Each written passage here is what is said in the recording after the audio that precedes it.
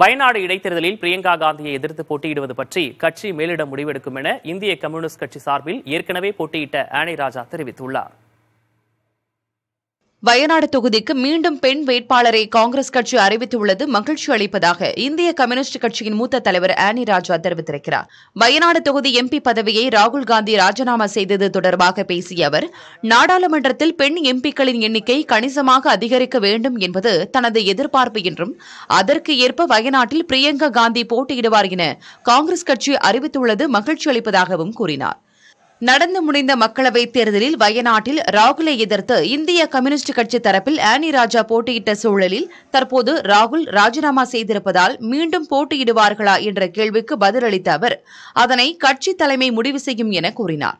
தேர்தல் தொடர்பாக எந்த அறிவிப்பும் வராத நிலையில் இது தொடர்பாக தற்போது முடிவு எடுக்க முடியாது என்றும், அதற்கான நேரம் வரும்போது LDF கூட்டணி அறிவிப்பு வெளியிடும் என ஆனி ராஜா தெரிவித்தார்.